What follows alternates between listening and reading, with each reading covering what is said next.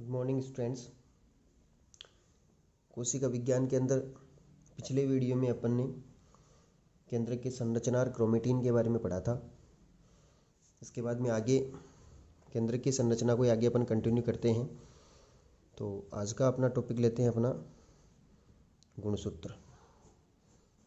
पिछले वाले टॉपिक से ही संबंधित ये टॉपिक है, क्योंकि पिछले वीडियो में अपन ने क्रोमेटिन पढ़ा था और वास्तव में ये क्रोमेटिन जो है वही आगे चल कर के गुणसूत्र कहलाए हैं।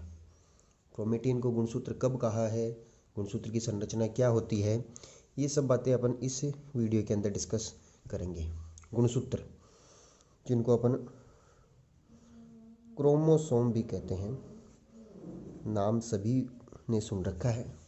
होते क्या है, देखो केंद्र की संरचना पर आते हैं। एक बार पिछले वीडियो में फिर से अपन डिस्कशन करते हैं। केंद्र की संरचना अपन ने की थी, चारों तरफ केंद्रक झिल्ली जो दोहरी परत वाली होती है, बीच बीच में छिद्र होते हैं। इसके अंदर मैंने आपको बताया था कि अंदर पतले धागेनुमा कुंडलित संरचना होती है, जिसको अपन ने कहा था क्रोमेटिन। ये क्रोमेटिन जो होती है, ये क्रोमेटिन जब कोशिका का विभाजन अवस्था आती है, जब कोशिका विभाजन होता है, उस समय पर ये जो पतली धागे रूपी जो कुंडलित क्रोमेटिन वाली संरचना है, ये इसमें क्या क्या परिवर्तन होते हैं, यानी क्रोमेटिन जो है इसमें परिवर्तन होते हैं, कुछ इसमें संरचना में परिवर्तन होते हैं। परिवर्तन क्या होते हैं कि ये क्रोमेटिन जो होती है संघनित हो जाती है। संघनित होने का मतलब जल के अणु जो होते हैं बाहर निकल जाती है, और जल के अणु बाहर निकलने से ये पतले जो तंतु थे ना, ये मोटे व छोटे दिखाई देने लग जाते हैं, मोटे व छोटे हो जाते हैं। यानी अंदर पाए जाने वाले पतले पतले जो तंतु थे, ये इस प्रकार से, यानी परिवर्तित संरचना में के अंदर ये जो क्रोमेटिन है जब संघनित हो जाती है, तंतु छोटे और मोटे हो जाते हैं, तो क्रोमेटिन के जो तंतु जो होते हैं वो इस प्रकार से छड़ाकार या दंडाकार संरचना में नजर आते हैं। छड़ की आकृति या दंडाकार संरचना में इस प्रकार से नजर आने लग जाते हैं। यहाँ पर पतली संरचना थी, ये मोटे हो गए हैं क्योंकि संघनित हो गए हैं। वास्तव में कोशिका की विभाजन अवस्था के अंदर क्रोमेटिन का ये जो रूप चेंज हुआ ना, ये वास्तव में क्या है, यही गुणसूत्र है। अब आपको मैंने बताया कि क्रोमेटिन ही गुणसूत्र है, मगर गुणसूत्र संरचना कब दिखाई दी, किसने ये देखा, ये सब अध्ययन बाद में वैज्ञानिकों ने देखा। जब कोशिका की विभाजन अवस्था होती है तो इसमें कुछ परिवर्तन हो जाते हैं। क्रोमेटिन जैसी दिखाई देती थी वैसी नहीं दिखाई दी, अब ऐसी दिखाई देने लग जाएगी। और ये वाली संरचना जो है ना क्रोमेटिन का, ये रूप, इसी को ही गुणसूत्र कहा जाता है। ठीक है, अब इसके बाद में थोड़ा सा वैज्ञानिकों की बात कर लेते हैं, खोजकर्ता वगैरह की। तो सबसे पहले बात करते हैं गुणसूत्रों की खोज। खोज से संदर्भ में एक वैज्ञानिक का नाम ध्यान रखना आपको, वो है स्ट्रोसबर्गर। स्ट्रोसबर्गर नामक वैज्ञानिक ने गुणसूत्रों की खोज की थी। और एक वैज्ञानिक है वाल्डेयर। वाल्डेयर वैज्ञानिक जो है, इन्होंने गुणसूत्रों का क्रोमोसोम नाम दिया था। क्रोमोसोम नाम दिया, वाल्डेयर ने क्रोमोसोम नाम दिया और स्ट्रोसबर्गर जो है इन्होंने खोज की थी। तो गुणसूत्रों से संबंधित इन दो वैज्ञानिकों के नाम आपको ध्यान रखने हैं। खोज स्ट्रोसबर्गर ने की और गुणसूत्र या क्रोमोसोम नाम किसने दिया, ये दिया था वाल्डेयर ने। देखो क्रोमोसोम वर्ड के अगर अपन टुकड़े करते हैं, एक हो गया वर्ड क्रोमो और एक हो गया सोम। क्रोमो का मतलब होता है कलर्ड यानी रंगीन, और सोम का मतलब होता है बॉडी या काय यानी रंगीन काय। अब वाल्डेयर ने ऐसा क्या देखा कि इनको रंगीन काय नाम दिया। वाल्डेयर ने क्या किया, इनको अभिरंजित किया, वही कलर से इनको अभिरंजित किया। और अभिरंजित करने पर इन्होंने क्या किया, जो भी अभिरंजक था ना, उस अभिरंजक के कलर को उन्होंने अवशोषित कर लिया। और अवशोषित करने के बाद में माइक्रोस्कोप के अंदर यानी सूक्ष्मदर्शी में ये रंगीन संरचना के रूप में नजर आई थी। इसलिए इस संरचना को इन्होंने क्रोमोसोम नाम दिया। क्रोमो यानी रंगीन और सोम यानी बॉडी या काय यानी रंगीन काय, जो रंग को अवशोषित कर लेते हैं वो रंगीन काय। इस प्रकार से क्रोमोसोम नाम दिया वाल्डेयर ने। ठीक है, तो ये आपको दो वैज्ञानिकों के नाम ध्यान रखने हैं। ये वाल्डेयर वाला कई बार पूछा जाता है कि क्रोमोसोम नाम किस वैज्ञानिक ने दिया था। अब अपन बात करते हैं यहाँ पर वैज्ञानिकों के संदर्भ में एक वैज्ञानिक का नाम, दो वैज्ञानिकों के नाम आपको और ध्यान में रखने हैं। खोज से संबंधित से नहीं है, मगर अलग है, मगर है क्रोमोसोम से रिलेटेड ही। सट्टन व बोवेरी। सट्टन व बोवेरी नामक वैज्ञानिक ने गुणसूत्रों का वंशागति सिद्धांत दिया। वंशागति सिद्धांत दिया। ये भी बहुत इंपॉर्टेंट है भाई। गुणसूत्रों का वंशागति सिद्धांत किस वैज्ञानिक ने दिया? सट्टन व बोवेरी ने दिया था। अब इन्होंने क्या बताया कि वंशागति के लिए उत्तरदायी संरचना गुणसूत्र होते हैं। अब वंशागति क्या होती है? जब लक्षण एक पीढ़ी से अगली पीढ़ी में स्थानांतरित होते हैं तो उस प्रक्रिया को वंशागति कहते हैं। तो वंशागति के लिए उत्तरदायी जो होते हैं वो गुणसूत्र ही होते हैं। ये बात सबसे पहले सट्टन व बोवेरी ने बताई थी और अपने इस सिद्धांत को नाम दिया उन्होंने गुणसूत्रों का वंशागति सिद्धांत। ठीक है।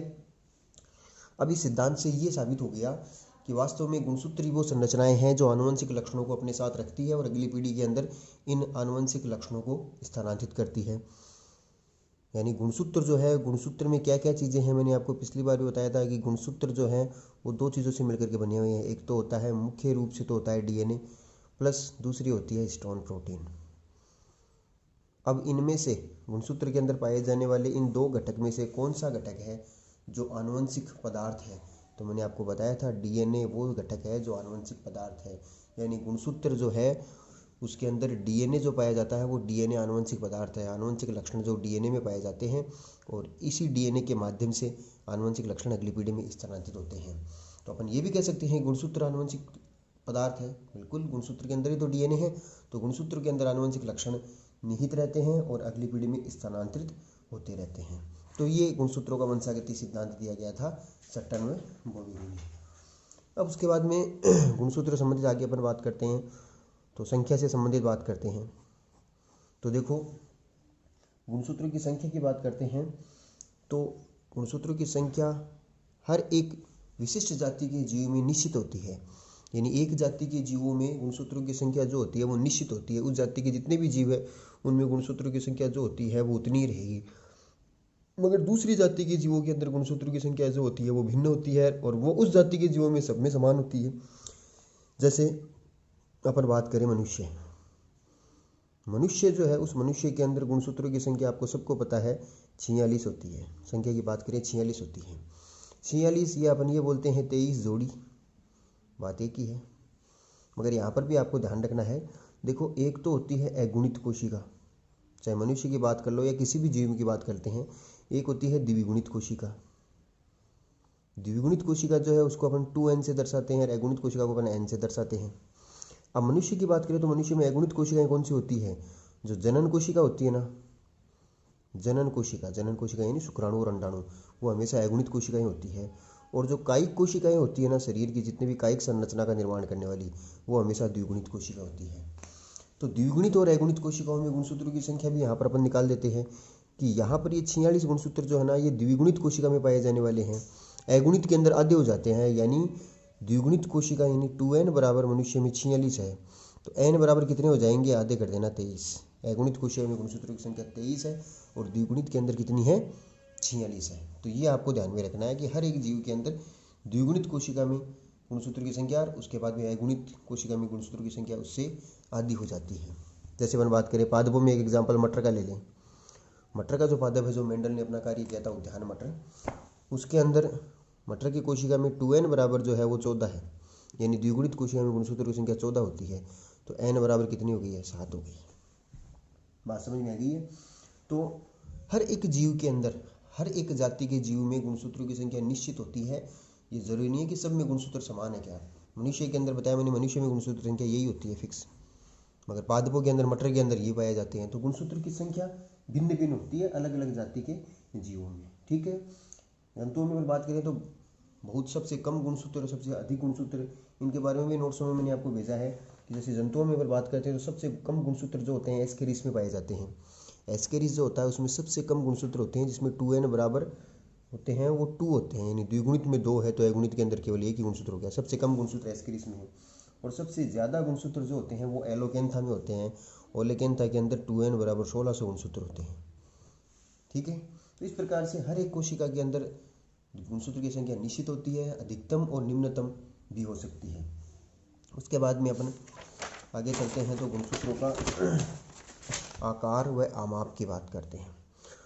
गुणसूत्रों का आकार व आमाप,